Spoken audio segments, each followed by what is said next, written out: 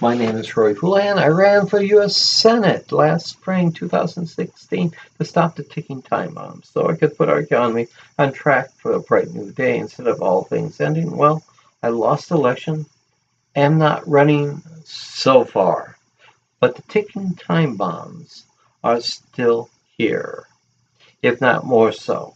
Let me educate you on the ticking time bombs and give you the rest of the story. Part 1 N/C.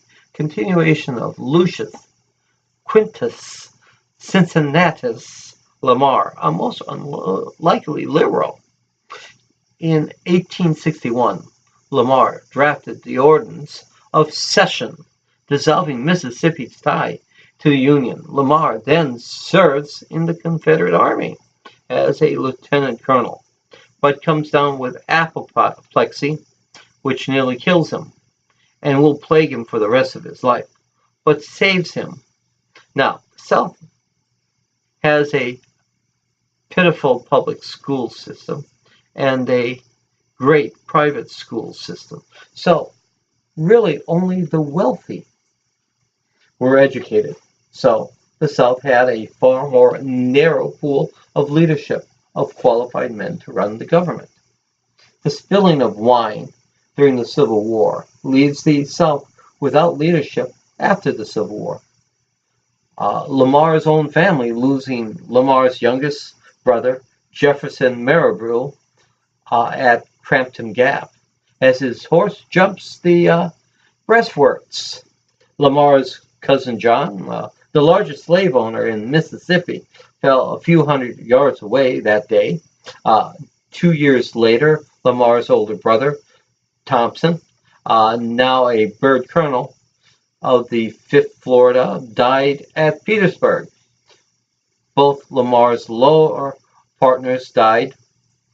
Colonel Mott at Williamsburg, with Lamar at his side, literally speaking, and James Autry died at Murfreesboro slaughter. Kind of tells you what happened that day. The sign with their three names found floating in the river,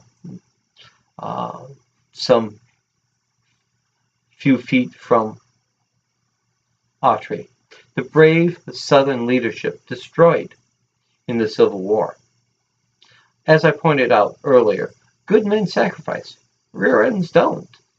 Lamar watched what battle did. He watched the folks he knew die in front of him. One after another of his friends and relatives died. Each were of great loss. After all, Lamar was the one who wrote the session papers. This was his fault. He bore the burden. Lamar also knew there were wealthy elites who passed laws allowing them to stay at home in the comfort of their plantation, while others had to do the fighting and dying.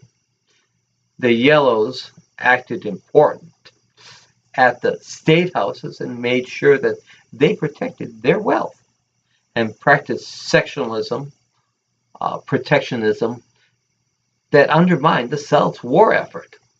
Lamar knew that because sickness had now made him a desk jockey.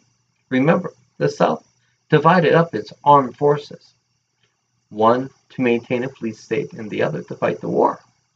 When the war ended, these, dare I say, yellow-belly cowards ran to Europe and spent the dark days of Reconstruction hiding out in the comforts of Europe. How cosmopolitan they were. They haven't changed much either. Lamar did not. Lamar followed Lee's, like General Lee's, advice and stayed to suffer with the regular folks. Discredited and disgraced, Lamar lived a quiet life from 1865 to 1872, now spent quietly as those bitter days passed. With the South's leadership either dead or run away in Europe, the South was ripe for the carpetbaggers and the con man. No Southern state suffered more than Mississippi. Elbert Ames first became senator and then governor of Mississippi. Ames ruled Mississippi with a bayonet. Under Ames, taxes raised by 14% to pay the state and the federal war debt, but also the Ames administration extravaganzas.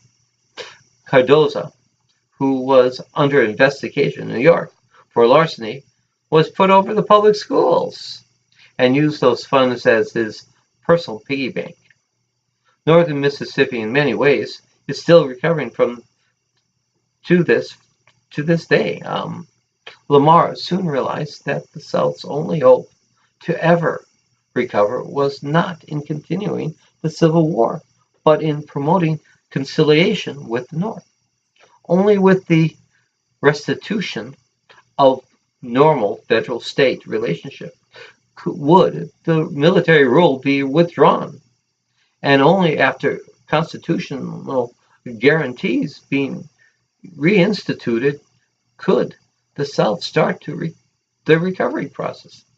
Lamar, being a healer, wasn't going to be an easy road either. No.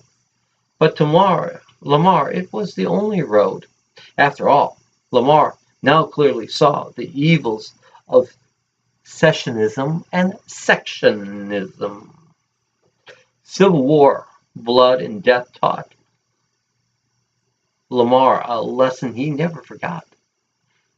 Many folks think moral ground is the high ground, but I have often seen it as a narrow valley in which both groups can lob insults against your moral stance.